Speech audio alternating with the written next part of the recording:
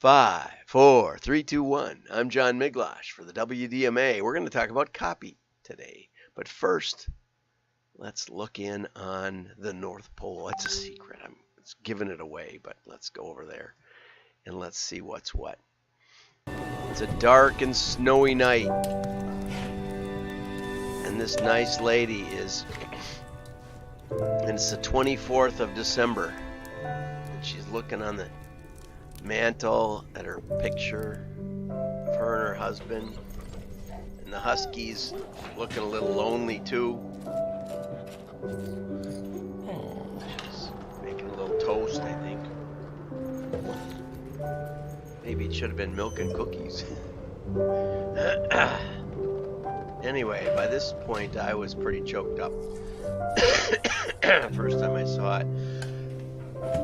As I think about all the lonely people over the holidays.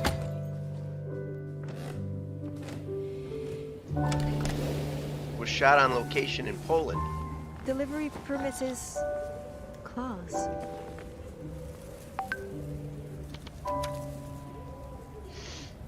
I miss you too, love, Nick.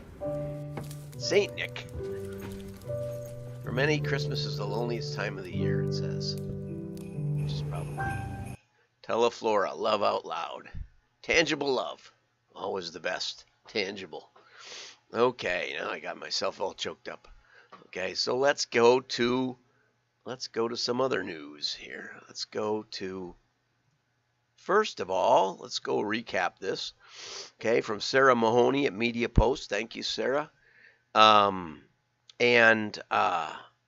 was really interesting. It's an interesting perspective. We asked ourselves, who's lonely on Christmas Eve, says Margaret Keene, and realized it's Mrs. Claus. You know, her husband's working night and day, leaving every Christmas Eve on a long, intense journey. The intent was to show a very relatable person, giving subtle hints before the big reveal. Ultimately, the goal is to reach out to your loved ones this season, even to the most unassuming, and show you haven't forgotten them. Filmed on location in Poland, which I thought was interesting. Danielle Mason, Teleflora's Vice President of Marketing, says there's a 30 and a 60-minute spot. Mine was a 117, I think. So I didn't go around looking for a shorter one because it was quite a tearjerker and I liked it. Okay, and then they're integrating with the TV show The View with snippets of the spot running while highlighting personal stories from the show's anchors. I think that one's kind of misdirected. Where they should run this is probably during the football games before Christmas. That would be, you know, target the men, because the men are the ones that need to hear this, right? Anyway, so visit your loved ones. We're supposed to go down and see Mom in Chicago on Friday. It's supposed to be a bit of a blizzard, but I don't think it's going to really be that bad. They always say it's going to be bad. They have a vested interest in gluing you to the television set. Okay, and in other news, Gunderson Direct. My friend Mike Gunderson and his team were picked as one of Clutch's top 1,000 global companies. Now I said to myself, what the heck is Clutch? Well, it turns out that Clutch is a bunch of, apparently it's a newsletter for ad agency executives. It's down in the body of this article. And about a million subscribers, or a million companies subscribe, which sounds like a lot to me. But it's global. And Mike is in the top 1%. If he's one of 1,000 out of a million, that's, wait a minute. A million is yeah, that's right. Okay, a billion is 1,000, but a million is 100. No, 100,000. 1,000,000. Anyway, it's special. So we want to congratulate Mike Gunderson. And Mike, feel free to reach out and tell me why it's special. But I liked his quote down here. With growing demand for direct mail services in the U.S., Canada, UK, and Australia, we're proud to deliver mail all over the world and are ecstatic to top Clutch's top 1,000 global companies. Of course, we don't know where you ranked in there. We don't know if you're at the top. Jeff Tarrin was also quoted, "We have made direct mail core focus and continue to build that competency with our hiring practices, service enhancements, and innovation." And Jeff and I have been talking about maybe working together somehow or other. You should say he should have said, "We clutch the Clutch Award to our chests in humble admiration." Anyway, let's get off of this. What should ChatGPT mean for copywriters? Okay, and the article goes on. I like this cartoon. We have technology. We can do whatever we want. Now, SpongeBob was set underwater, so this is a very special computer. Okay, so what it basically says is, what does this mean for creatives that this thing can write copy? Well, Brockman tweeted that ChatGPT is not ready to be relied on for anything important yet. Okay, I'm going to tell you at the end what you can do with this and what I should do with it if I wanted to make some money with it. Chatbots do not always tell the truth. Sometimes can fail simple arithmetic and blend fact with fiction. It sounds like it's perfect for Twitter. And by Twitter, I don't mean tweets. I mean senior management or the past senior management. It's exactly what they were doing according to, I read the first email drop and I read the latest one. And it's clear they were, not only was Twitter complicit, but your government, your FBI, was paying millions of dollars to Twitter to shut people up. And I'm sure it was not just at Twitter. Now, what we saw happening was that one of them would block somebody and deplatform them, and then the others would use that as an excuse. Well, they did it, so we're okay with doing it because it must be bad. ChatGPT has built-in biases, does not take into account any content information created after 2021. So our show is still safe because most of my stories come from prior to 2021. A few more recent, but ChatGPT can't exactly write humor or cheeky copy as well, but may be used as an ideation, which I don't think is a real word. I know, yeah, it's an ad agency word. Okay, it means it's a synonym for the creation process, I suppose. Anyway, I'll tell you how to make money with this thing. The way you make money is the way I watch a lot of YouTube. I learn a lot. I was watching something on fusion, a fusion reactor that takes two donuts and mashes them together and kaboom. Anyway, fusion to get a lot of heat and supposedly make more electricity than it takes to get it to kickstart it. I hope so. At least they're really, really good at doing fusion, which is something cool. It's cool that they can consistently make it happen for an extended period of time. That was one of the puzzles. But anyway, occasionally you'll get clickbaited onto a YouTube channel, and it'll be a series of pictures that repeat a lot, talking on a topic, and it will be read by a robot, and it will be not very illuminating, let's just say. And what that is an AI created story. We'll put that in quotes. Story with AI created news photos and such. So what happens is that they're able to generate these things like 1,000 a day or more. They create hundreds of YouTube channels, and they reference each other, and YouTube boosts their views. They get a lot of views. There's nothing wrong with it. It's just not very well done, but it just cranks out so much that the channel gets millions and millions and millions of views for pretty garbagey content. That's a good place for this chatbot. And you say, well, how does that apply to my company? Well, here's how. Let's say you wanted to test some headlines. Okay, you can test your 2 favorite, or you can let your ChatGPT create 1,000 headlines. And this is kind of what Brad Parscale did with the Trump campaign in 2026. And I have an article about that, which Brad actually read and said, you're the only one who figured out what we were up to.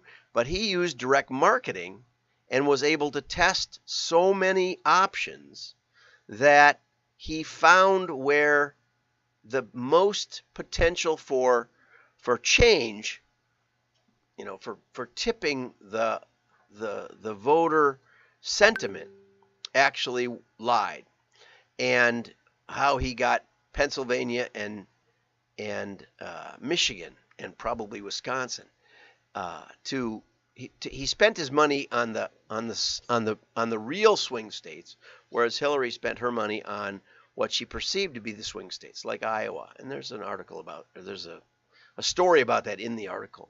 So this gives you the capability of testing 1,000 headlines, right? Or 1,000 intro paragraphs. And it doesn't matter that most of them are no good. Most of the ones you come up with aren't that good either. This is why it's so popular in college, because college kids aren't very good writers in the first place. So it's very, very difficult to tell a bad writer from an AI writer. Think about that. Okay. And so there is application as long as you're doing the split testing, as long as you're testing massively. This is a way. One of the big challenges with massive testing and massive personalization is people get sick of trying to write the same headline, basically says the same thing over and over and over and over, so you can email somebody 100 times a week. This writer will not get tired of it. It may not be that good, but what you're putting out isn't that good. If you have low standards, this thing could really help you. Okay, and on that level, we're going over to Bob Bly, who has a really good article, seven secret ingredients to add to your envelope to increase B2B. And what he's talking about is a lot of B2B direct mail packages consist of an outer envelope. Okay, put it in a number 10. I probably have some laying here on the desk that I could show you. Sales letter, brochure, reply element. But you can often boost response by adding yet another element to the mailer. Here are 7 that have worked well for me and my copywriting clients. I love this one, mist, eliminator, enclosed. And really, I like any time you can have free sample enclosed, although it's better if it's more specific. The mist eliminator is a pollution control device made of knitted metal, probably stainless steel, right? Stainless steel mesh. And so the mailer consisted of a small sample of the knitted metal. Now, this is especially good with high ticket items, but I've actually attached samples to mailers and lowered the results if they were very budget conscious. This was for tie down straps for truckers, and the client had done a mailer on manila paper that he actually literally cut out words, because this is before you could print out type on your printer, and it looked like a ransom note, and did really well.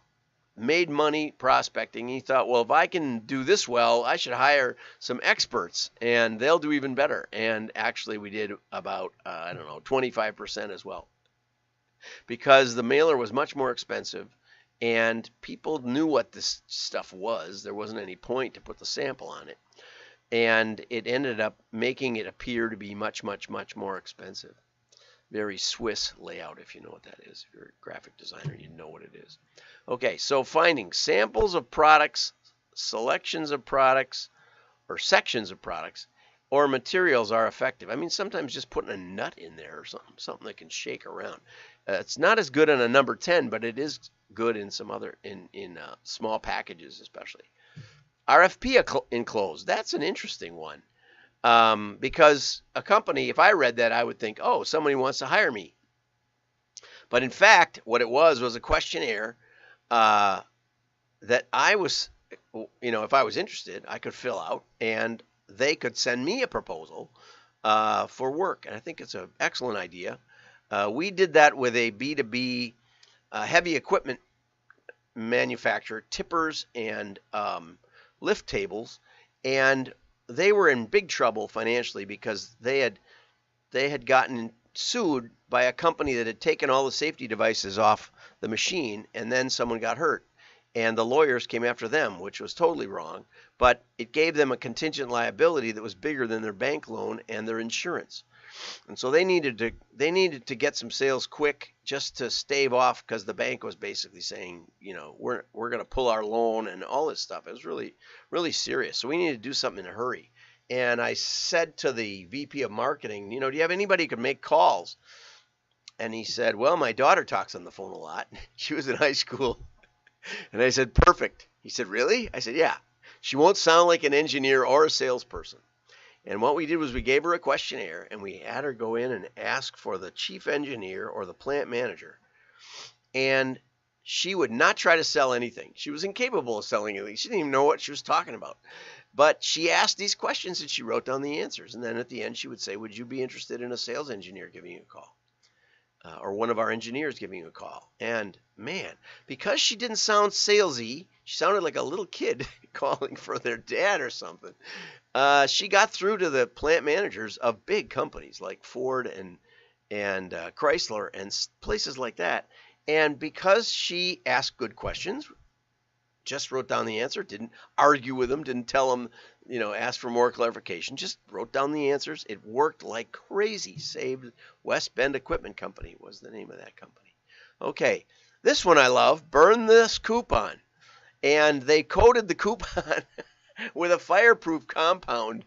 I just wonder how many people were trying to light that up.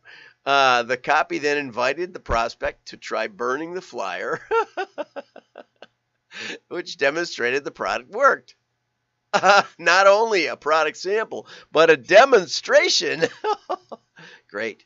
Okay, the brick mailer. And we did try this back when I got started at Hunter Direct with Vic Hunter. We put a label on a brick, and the post office will actually deliver it. This guy silk screened the brick. We didn't go to anything so elaborate. We just wrapped tape around it, put a label on it. And when he called, he would say, tell him I'm the guy who sent him the brick. Excellent door opener. There's a lot of things you can send, but that's one, right? I think we sent a 2x4 instead of a brick. It was a little less expensive to mail. Anyway, Sticker Shock PDR, Physician's Desk Reference, sent a mailer, and in it had a sticker, and it said, this warning, this physician's desk reference is out of date and should not be used for prescribing. And there's probably a lot of truth in that. Okay, and it tripled the sales of the previous mailers, just putting something interesting in, getting the envelope opened. Add reprint enclosed. It's better than your brochure probably, because it implies it's probably better, more well written. And also, on the reverse side, you can use frequently asked questions to overcome objectives in a plain speaking way. Plain speaking, not AI written. Okay, article reprint enclosed. And I always love the one. There's like it's almost a genre in business to business, where you take the blue ink and say, I saw this article and thought of you, something like that. You make it look like a friend is sending you an article, but why would anybody do that in today's world? Because you just send the link. But anyway, and then on there it said something about, there was like a Post-it note affixed, and it said, especially read paragraph 3 or something, or key news in, I highlighted key points or something, and it would have blue ink highlighting in the middle of the letter. Anyway, I think you could still pull it off. Might be good. Okay. And an article from a publication has more credibility and useful content than one of your sales brochures. So thank you for that, Bob. Excellent stuff. And the next 3 days, I'm going to be doing some greatest hits. I'm going to take some of my highest ranked YouTube videos. I think I have about 1,100, and we'll put them on the docket for you, and I will play with the grandkids.